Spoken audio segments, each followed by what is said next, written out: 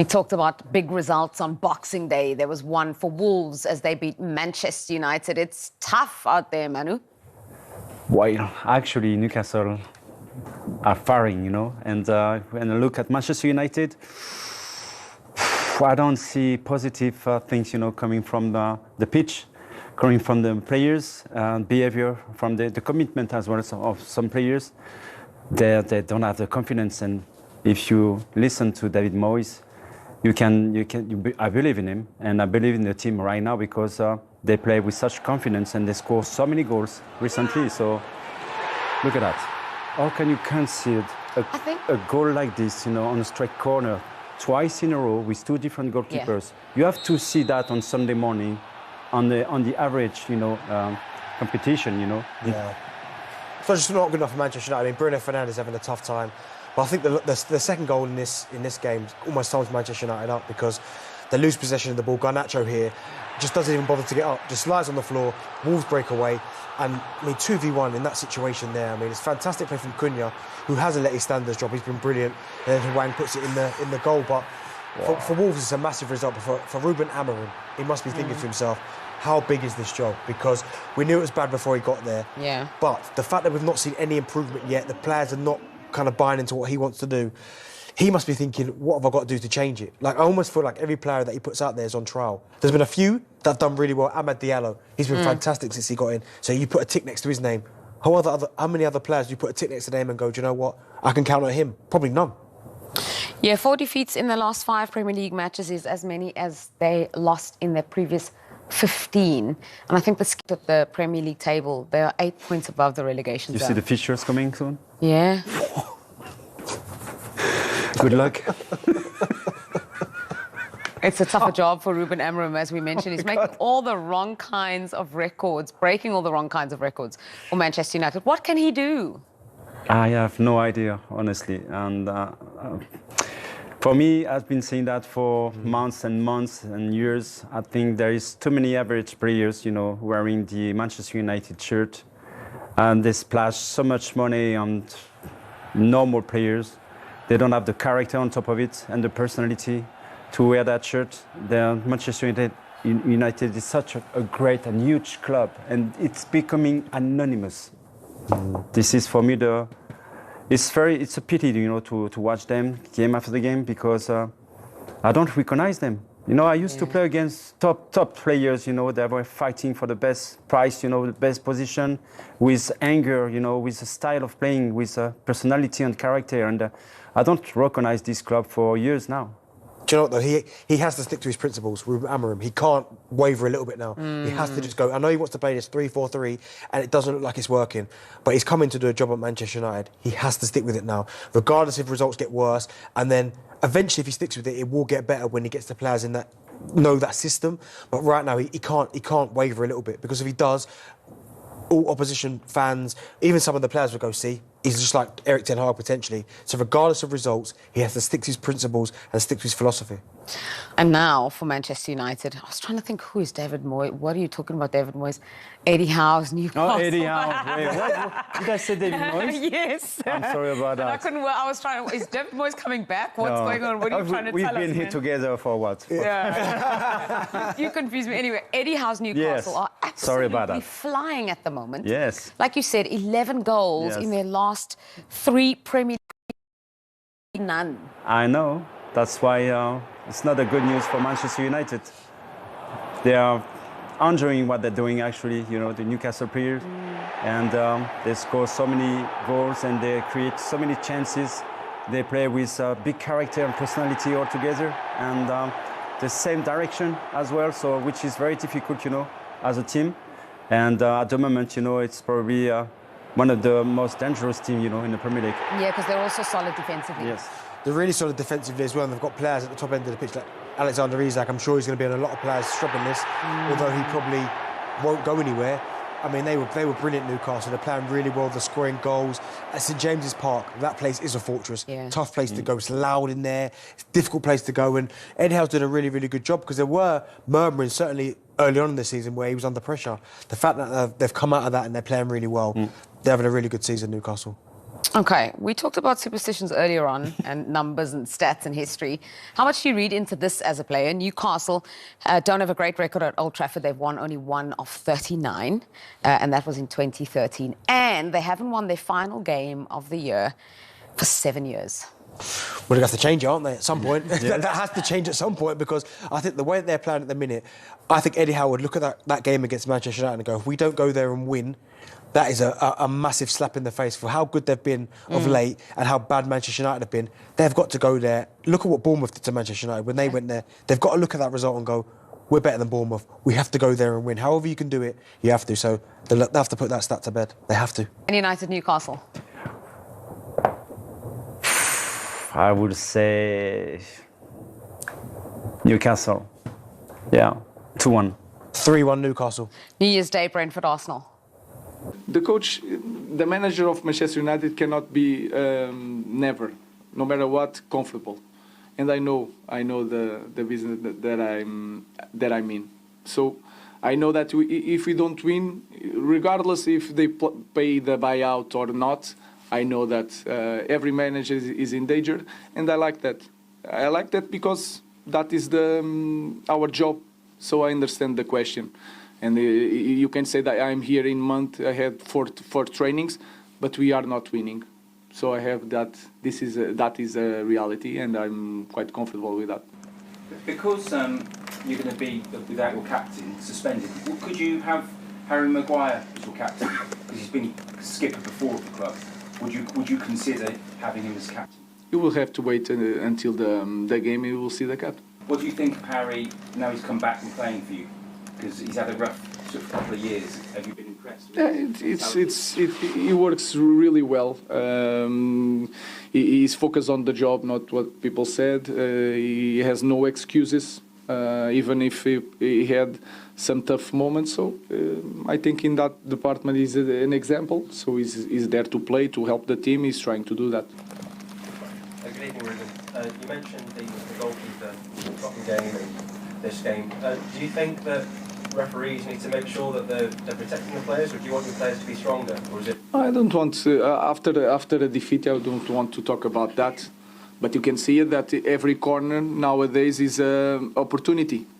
So sometimes you forget the small guys and the talented guys. You put 11 guys, 2 corners or two free kicks, if you can do everything inside the box. So, but that is the rules, and we have to not to cry about it, but do the same thing.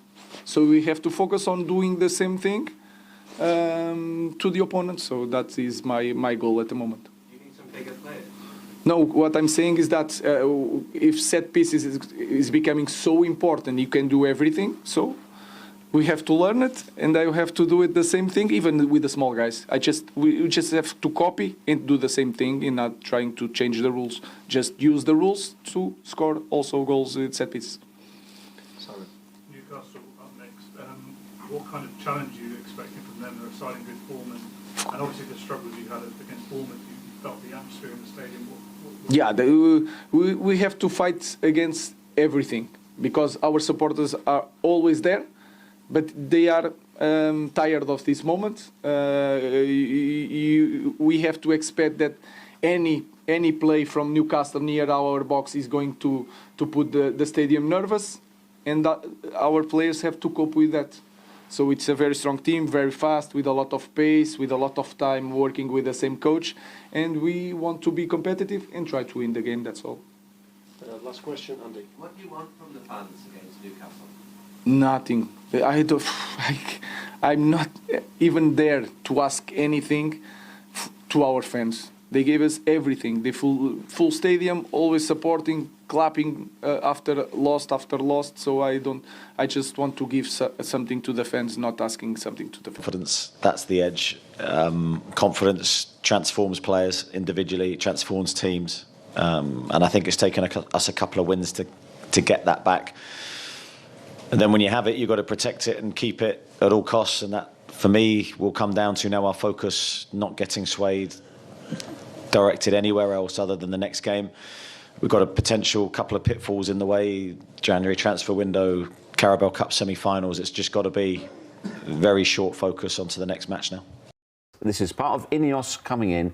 This is a complete clear out from top to bottom, and they're hoping this is where it starts. Right. So, Lahoud, I want to pose this question to you. It's something that I posed in the break because it's something that Nigel kind of put at the table, Nigel Reo-Coker. To me, right, during a Europa League show, during one of the Golazo shows we were on a break or something, he goes, imagine if someone showed up at Boca, a manager that was managing in another country and had this whole complex system and really wanted to impose it game in, game out. And he was very married to that system.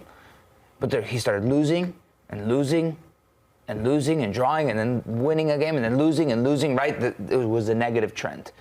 The fans would turn very quickly. How come that's not happening right now at Manchester United? Well, there's a difference between losing trying to implement a manager's style of play and losing because of boneheaded individual errors that were happening under the previous manager.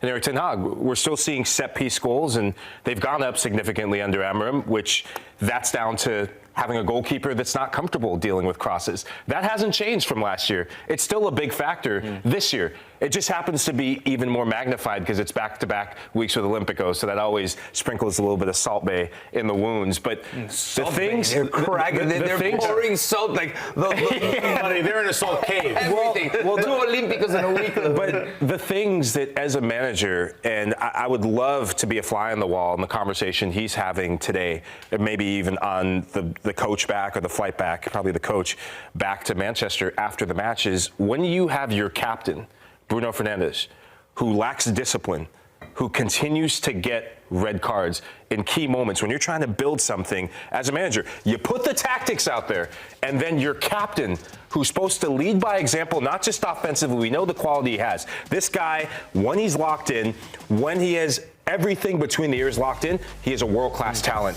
He does things like this, that is down to the player. Who else can you really trust? Harry Maguire. I was just... Harry Maguire. Harry Maguire is great. Harry Maguire, Erik ten Hag tried to get rid of him 3 times. He turned back to him, and Harry Maguire coming back into the team, he improved the team. He is rock solid. In fact, a few of them could learn a few lessons from the way Harry Maguire conducted himself throughout the whole thing. Yeah, is there a word that he had? Humility? Harry Maguire? Yeah. 100%. Humble. Never made a fuss. Never spoke. He said, "Yeah, I'm disappointed not to be playing." Had the captaincy taken away from him. I mean, I co-sign with that. I would say he is the most reliable. He's the most rock solid there. Diallo, another name. Yeah, in terms of leadership. He's talking about Ahmad. No. In terms of a future at the club. Just trust. Period. At this point. Oh. Speaking of evaluations and assessing, Ruben Amorim's got to think. All right. He's seen enough through 8 games and been like... Listen, he knew all this. Right, he for knew sure. Before he got there. There must be a plan. Now, of course, a lot of what goes on in football clubs, we don't get to hear about on the outside. So he would have said to Ineos before coming in, OK, we've got the January window. What can we do? Who can we get rid of? What money do we have, if anything? Obviously, they've got to think about the financial situation there as well.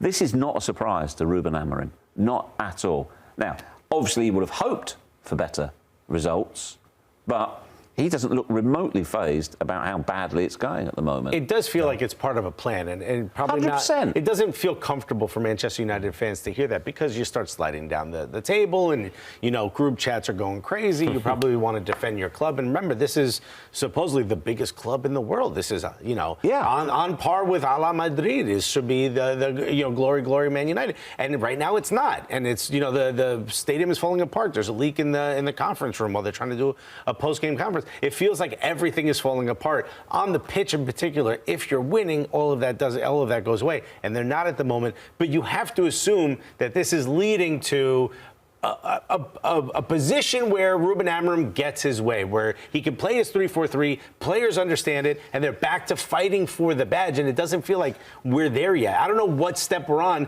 but if it's a 10-step program, it feels like we're on step 3 right now, and that's uncomfortable. Lahoud, as a player yourself, how difficult is it to adapt to a new system? Or does he just not have the players at Manchester United that can play his system? Which, if that is the case, when he was hired, he must have said to Ineos, by the way, I need 8 or 9 new ones. Or did he say, yeah, I think I can implement my ideas? Is it too early to tell whether or not this group of players can adapt to his ideas? Because let's be honest, we're not going to there's not going to be 8 or 9 players arrive in January, is there? No. How difficult is it as a player? As a player, especially, you go to the back line, and when I've played in all sorts of formations, I've played just about every damn position when I played, except goalkeeper, especially in the back line, these are a lot of players who are used to playing a back four. And the most significant thing that I always notice is there has to be some sense of composure, some sense of experience in that center back of the back three. And you identified Harry Maguire. The reason why they had a standout performance against Manchester City was because Harry Maguire. He has experience playing in a back three. So if you're looking towards building something moving forward, you don't want to go and splash a ton of cash. You're already committed to him as a player. He is a player that does have a future at this club. I would keep him in this project. That match alone tells me that there is life at the end of the tunnel for him. The biggest thing that I think these guys are struggling with in the attack right now, and a player like Ahmad, who is fighting for the badge, who's having a new lease on life, who's thinking, this is my time to shine. I just love playing, I love being here, but I also want to get better. The desire to get better at a club like Manchester United, and new managers always bring this in, and I always felt this, was they made football fun again. They made you want to get better. They made just the crutches of what the previous manager, the old ideas, they threw them out. There are a lot of players at this club that because of the high wages, they're too comfortable. Okay, Lahoud, put on your Sir James Ratcliffe hat, please. Well, imagine he had one. That would have been great. Take my dreads out. Given everything you said, what position are you going for in the transfer window? You're assessed with Ruben Amorim, and he says, all right, let's go after blank. Not a player, just give me a position. Where do you think is an area of need for Manchester United?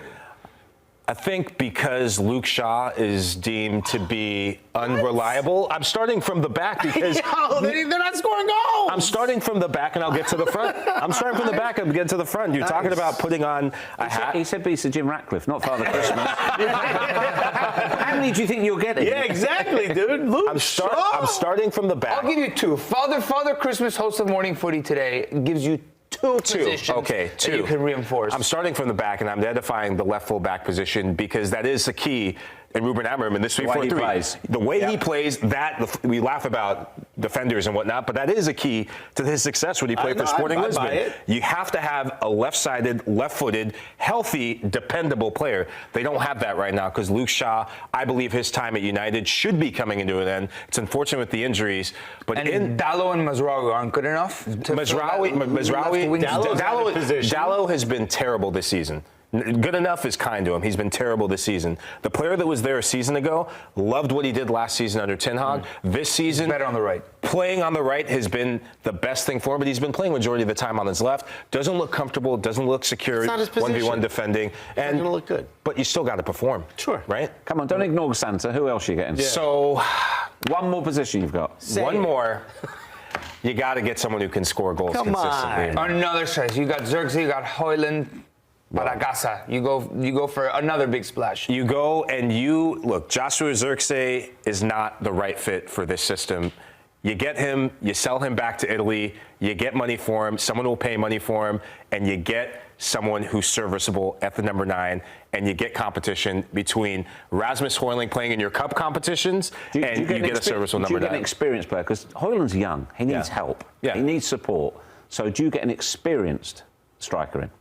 I'd love to see an experienced striker in there. The question is, proven goal scorer. Enough of these taking chances on a 20-year-old or bringing in some guy who played as a winger and now you're making you need it. You need it. But listen, hang on. Listen to us. You get yourself a proven striker. You get a goalkeeper as well. It's the hardest thing to do in football is to score goals. It's not that hard because there's a guy who played with this manager who seemed to do very well. In the Portuguese league. Sitting there waiting to get airlifted out of Portugal. You want me to remind you the last player that killed it in Portugal and went over to the Premier League? With the same manager? Darwin. Under the same manager? Nunez. No, not under the same manager, but... Under the same manager? Proved it against some of the biggest clubs in the world in Champions League and played in that system perfectly? You want to hit me with a player that hit all those asterisks? No, it's Victor Gyökeres. Okay, then come on now. Without a doubt. That's who you go get. You got Sporting's Luke gonna Shaw. crank up Luke that Shaw with the who's the wrestler who used to do the beer and the smash the beer and it sounded like glass breaking, shaved head. Stone Cold Steve Austin, thank you.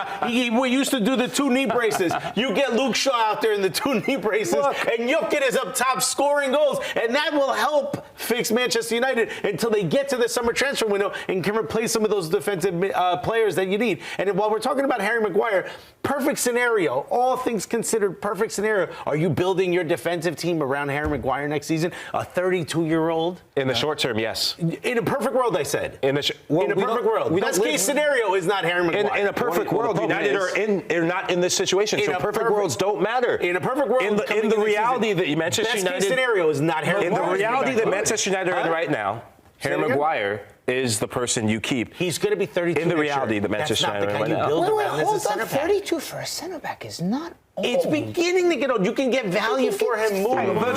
Virgil van Dijk, they're talking about offering him a 3 or 4 year deal. You're comparing Virgil van Dijk and Harry Maguire. No, I'm talking about age. You're bringing up age. Okay, well, those are two different. One's so it's different person. Yes, it is. One's a Cadillac that's had the oil change, and the other one's a minivan that's doing well right now. So who are you going to convince to come to United? Since we're saying Harry Maguire who are you going to get? Are you telling me that badge? Are you telling me that badge, the glory, Manchester United? Put your managerial. That's not enough to put your managerial hat on and tell me who you're going to get. If you can't get players to come play for Manchester United, then this club has fallen into a much dire situation than we all pretend it is. Manchester United are heading towards a world of pain. There's a sentence you never thought you'd read. But having sat through a 90-minute blunder-filled Boxing Day no-show at Molineux, it's difficult to draw any other conclusion. New boss Ruben Amorim is presiding over an accident in waiting. Yes, the points tally as the Premier League table stands gives the Red Devils a buffer, which probably explains why the R word remains unspoken. But this current crop of players are showing all the classic hallmarks of a club careering towards disaster. Yes, the points tally as the Premier League table stands gives the Red Devils a buffer, which probably explains why the R word remains unspoken. But this current crop of players are showing all the classic hallmarks of a club careering towards disaster. This isn't a time for medal rattling, so please forgive this festive indulgence. At least 15 years of my career has been spent watching Midlands football, where a different team routinely finds itself battling the drop almost on an annual basis. And it's about this time of the campaign when you can tell whether they are in for a rough ride or not. It must be said that out of the two sides on show in the Black Country, one showed a method, the ability and desire necessary for a group of players willing to fight their way to 3 points. And the other was United. Let's be honest here. Amorim's best moment during his tenure so far came at the Etihad. Manchester City are at something of a crossroads, and it was a meltdown in the final stages of the derby, sparked by Matheus Nunes' back pass, that paved the way for an improbable triumph. Up until that point? One shot on target. One shot on target. Glorious as that afternoon was for the supporters, it's been one blisteringly hot day in an otherwise miserable summer. This isn't Manchester United as we know it. Nowhere near it. In fact, judging by what passed a couple of days ago, the only conclusion to draw is that this is the worst crop of players to wear the red shirt in this reporter's memory. And what's more, they don't have many options to change it up. Marcus Rashford, one of the few capable of scoring, has been shunted into the sidelines. There's a story to be told somewhere about that. Maybe it is to comply with profit and sustainability rules, but the one player on the books who has anything like a respectable scoring record is in the queue for the exit door in a couple of days' time. And it is a major issue. Spurs keeper Fraser Foster was directly responsible for 2 of the goals they scored at Spurs, and they failed to find the net, either at home to Bournemouth or at Wolves, in other games this week. In other circumstances it could be seen as a blip. But this is a long-term trend. It can be written off like that. 14th in the table at the time of writing, and with games to come against Newcastle United and away at Liverpool and Arsenal in the FA Cup, their season could be over by mid-January.